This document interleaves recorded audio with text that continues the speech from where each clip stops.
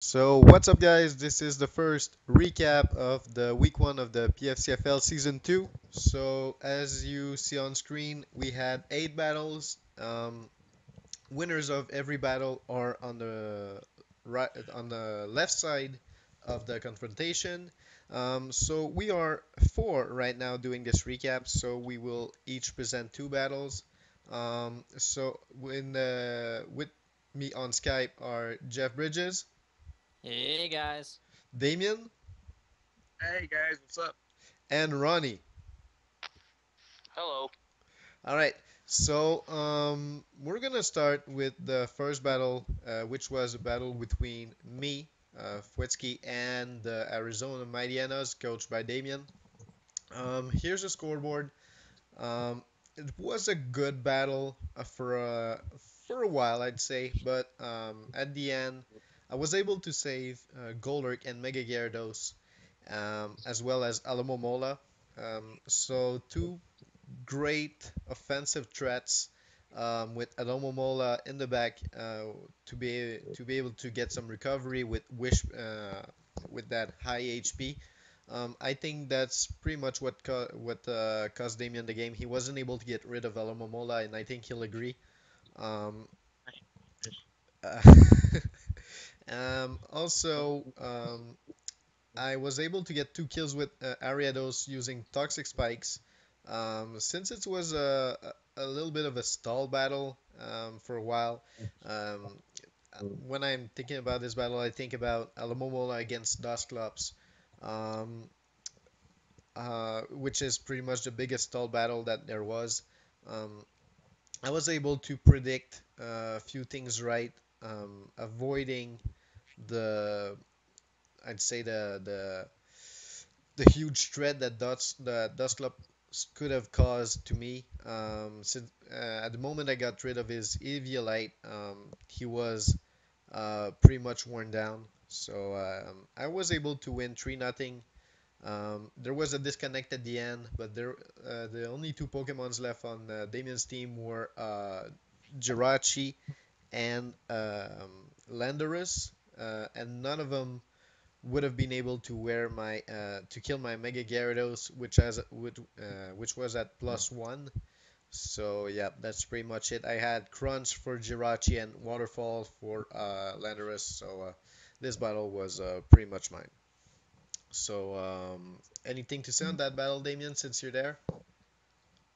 Well, the battle was, let's just say, a lot better than what it was in season one. Yeah. I myself made a few misplays in that battle. I kind of know where I went wrong with a lot of things, especially on that fish. Not getting that thing out was my biggest mistake. Yeah. I came in, even preparing for Ariados. Whenever I was preparing for it, I totally spaced and totally forgot it got toxic spikes. That totally surprised me in the battle. I had just spaced totally, and I couldn't stop it. I tried to work around them, but in the end, I just couldn't do it. All It right. cost me two Pokemon, and that just cost me the game. Yep. All right. So once again, 3-0 win for the Sherbrooke Talonflames. So that's it. Second battle was between Ronnie and the San Jose Sharpedos against Gabriella and the New York Groudons. So Ronnie, you're up. All I can say is I swept. Yeah. So Very simply put, wanna that's what it was. I mean, wanna describe the battle a little bit, like how you swept, how you were able to do that?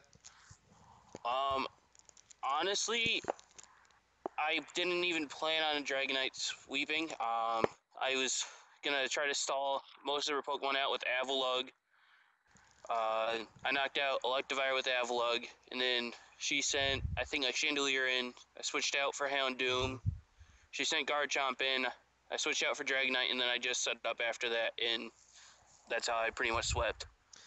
All To right. be honest, Dragon is hard to kill once it starts setting up. oh yeah, absolutely. You need to get entry hazards on the field before Dragonite gets out there to even have a chance of taking it out early, so you can break that multi-scale. Because once Dragonite comes in there, if he comes in free without any form of damage, it's he gets a free Dragon Dance and a potential weakness policy too on top of it. And at that point, you can't stop it. There's nothing you can do. You Yeah. just watch as it tears through your team. And by the way, I will like to say that that Avalugg set was very, very nice. I absolutely loved that. What was that? Was that barrier? Like turn one, you click barrier. Yeah, it was What? barrier, recover, avalanche, and then just some random move I chose. Oh, it was just nostalgic to see barrier actually used competitively and like actually work. Like you don't And, see kind of things like that too often. That was really really interesting to see. and that's totally backwards from what I normally run on that, which is I normally do max special defense and HP and just let the defense handle itself.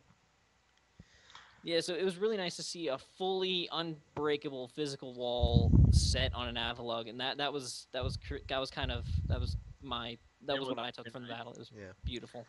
All right. So, what I have to say, Ronnie, we're facing each other in week two, and don't forget that Mold Breaker gets through multi-scale. That's all I have to say. I'm So, prepared. that's that's it. I won't give you any more clue. All right. That's it for battle number two. Battle number three is Jeff and the Hazelton Hoopas against the Carlisle Gudras. So, Jeff, you're up. All right, so for my week one matchup, I was again. I think I got a pretty good matchup for week one against the Carlisle Gooters. Not to discredit Jacob in any way. He's a fantastic battler, but looking at team matchup, he had the Reggie trio. I have Mega Lopunny. He has a bunch of dragons. I have Gardevoir. Pretty much everything matched up very very nicely for my team.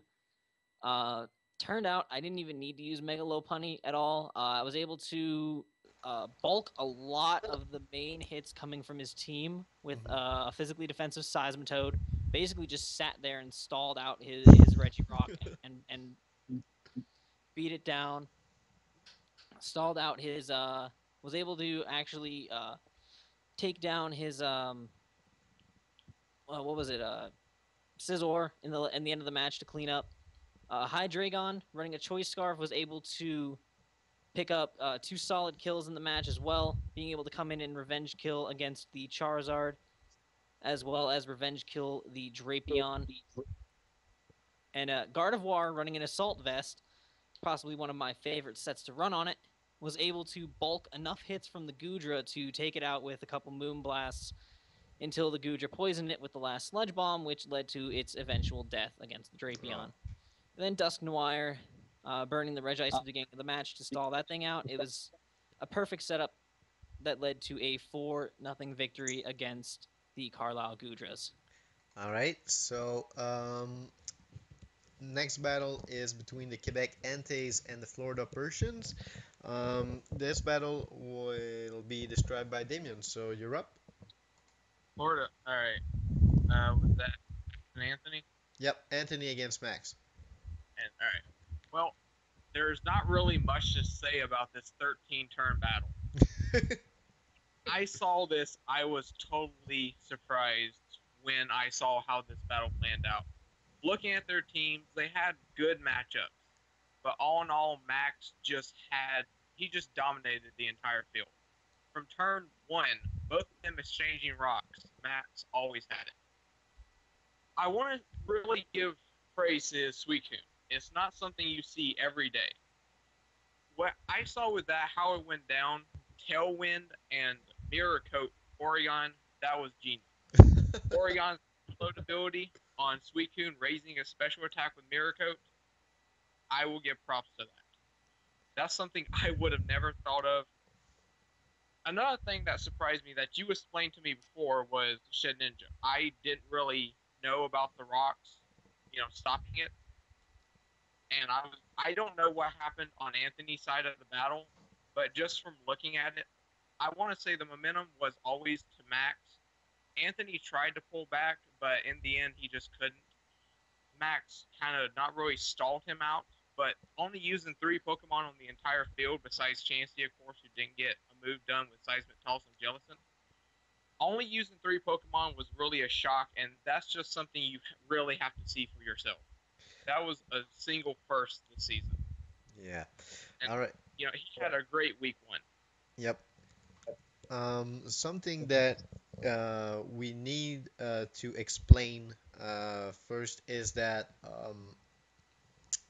uh, Anthony had some different Pokemon planned for this battle, but his brother took his game and traded some Pokemons away to his own game, including a couple he was planning to use in this battle. So, and I think Anthony was a little disorganized, a little upset with that, and it clearly Oh, I didn't know threw him, that. That yeah, it that threw makes him a out lot more sense balance. looking at it.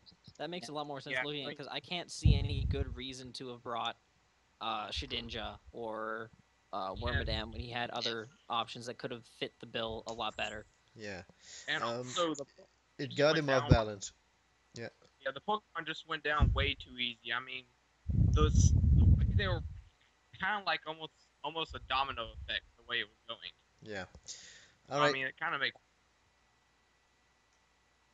Yeah, you had something to say? I was just saying it kind of makes sense now that we know about Anthony. All right. So that's it for battle number four. Battle number five is the Kalamazoo Kingdras against the South City Genesect. So that's Chris Doge against Andy.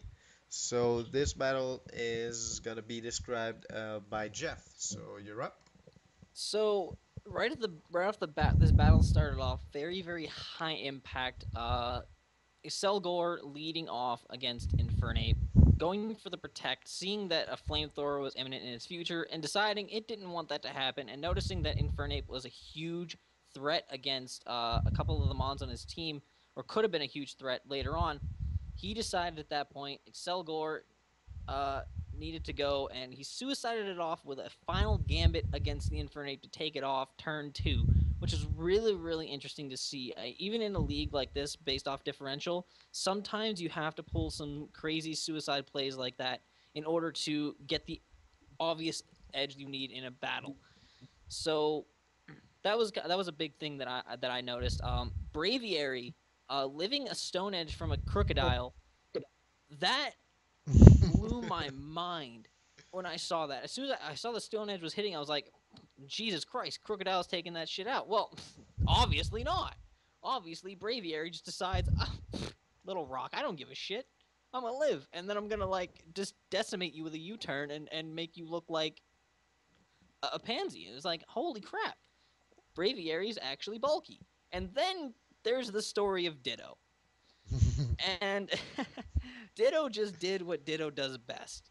Comes in, steals your stats, steals your ability, and runs shop on you with it. And in this case, it was even more dangerous because each time Ditto came in, it copied Togekiss with its serene grace Oh air my God. slashes Yeah. and proceeded to just flinch apart Andy's team every chance it got. And it was absolutely. I can only imagine what was going through Andy's mind every time this Togekiss, this fake Togekiss, came in front of his team and just tore it apart Yeah. At slowly, that bit point, by bit. That, Skarmory picking up a kill with the rocks on Crocodile on a switch in after all the damage from the U-turn. It just couldn't take another rock switch, so Skarmory getting a nice kill there. Infernape getting the suicide from Excelgor, and then Superior being able to pick off Rotom Wash with a Leaf Storm. Overall, this match was Ditto's playground. Ditto had a fun time just flinching away and eating through all of the Mons on Andy's team, and it just goes to show Ditto's not something to laugh at, and it led the Kalamazoo Kingdras to a 2-0 victory in week one. all right. So sixth battle is the one between the Lisburn Rapidaches and the Pittsburgh Steelixes. So Damien, no, it's Ronnie. Ronnie, you're up. Overall, I have to say this was a great battle. Uh, the rocks came in a major factor for when it came to the Gliscor. Uh, Not light score, but then you mean no, there was no light score in that. no, all right. Oh, I see where you messed up. Ray and Corey has the list score. We traded, remember? Yeah, that you watched the battle Frank sent me. Yeah, Okay. that was our show. I have Casey Stevens right here. Oh, sorry. It's my mistake. So Steven against Casey. Who's that? It's Damien. That's me. Okay. The servers were down. We had to trade at last minute, Oh guys. yeah, I forgot. Okay, let's go. Okay. Uh, really, I want to say good battle to both of you guys. The momentum was kind of there for both of you, but whenever Mammoth Swine came in, it kind of leaded towards Steven's side a lot. Mammoth Swine just really wrecked house. I mean, picking up 2 kills, or picking up 3 kills to be exact. Sorry, picking up 3 kills. It was just amazing. I feel Scrafty could have done a lot more work than what it did. Scrafty just got torn apart once it hit the field. Really, there was a lot of balance in between switchings, but what really stood out most of anything was the Gastrodon. If that thing would have went down earlier in the match, I know it took the Super Fang from Raikou, or not Raichu. Raikou. I know it took that, but if it wasn't able to recover, and if that thing went down earlier, it would have just been over. Gastrodon is really what saved Steven in the end. The momentum went to Casey after Mamoswine died, but quickly reverted back to Steven. Both of them had an amazing time in the battle, and it was actually pretty long. Uh, Uh, Anything else? well, I just really want to say that watching Casey versus Steven, you learn a lot about how they battle, both of them, just from this battle alone. But really, the Mons could have done better roles than what they did on both of their sides, so it's pretty even. All right. So that's it for the sixth battle.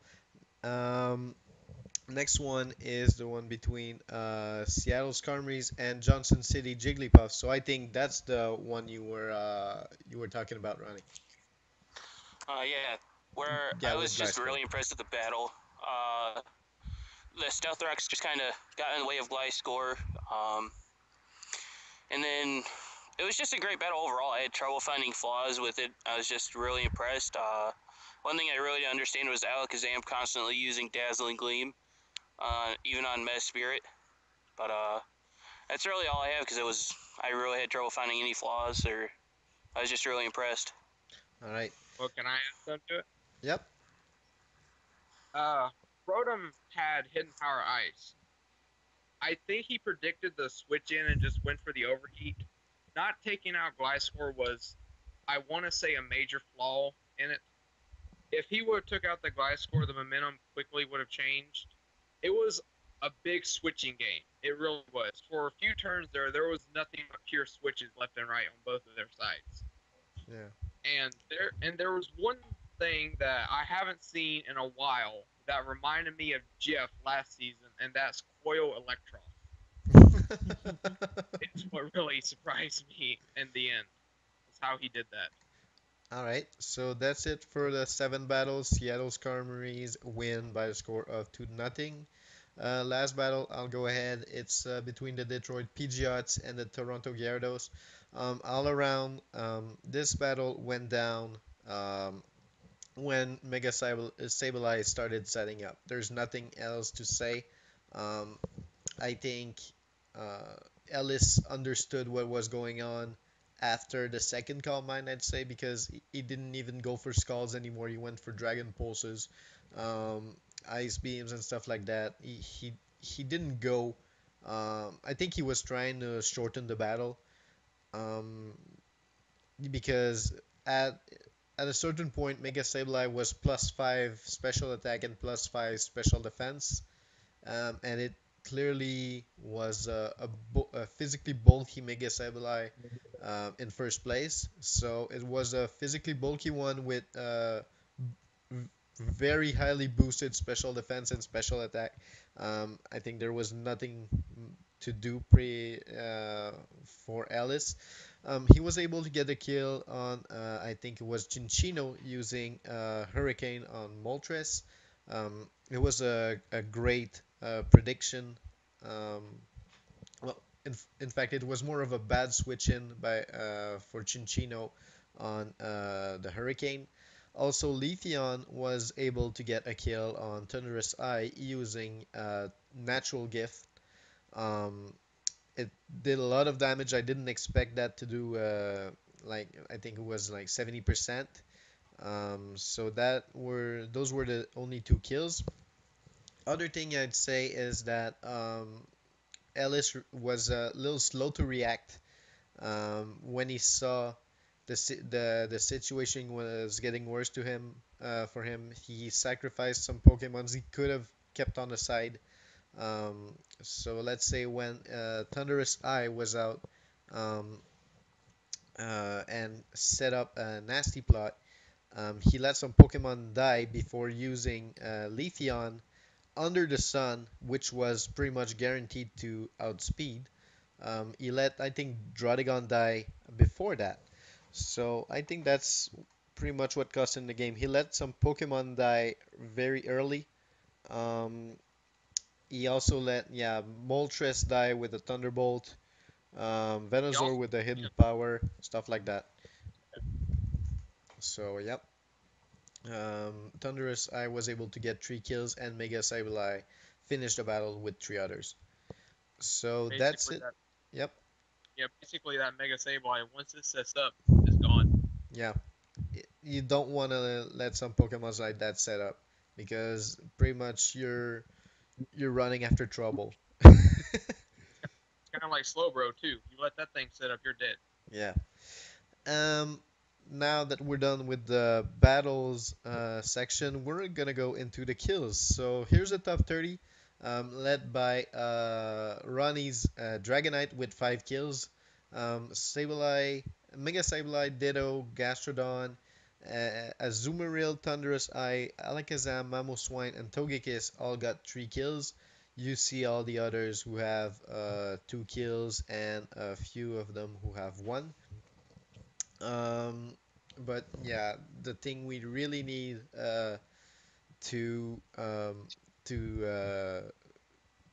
to realize it is that some Pokemons in week one, which we wouldn't expect to be some heavy killers like Sableye and Ditto did a very good job, and Dragonite, you don't want to let this set up because it's gonna it's gonna is gonna bite you back. And this is So also another let's, clear example, again, kind of like how last season played out, where defensive Mons also end up putting in the work. yeah, As you see, Gastrodon yeah, pulling out into the top rankings, Seismitoad, who played a defensive role, Clefable, who's typically a defensive Mon, making into the top 30. Suicune. I mean, it's still early in the season, but at this point, like, it's always good to note that you can't overlook the defensive mons when it comes to planning, because if you don't have anything to break through those walls, it's going to tear through your entire team, yeah, and at the end of the day there's no stopping that. yeah. Also, I'd like to say that Ariados got 2 kills, and everybody was pretty much mocking me for drafting it.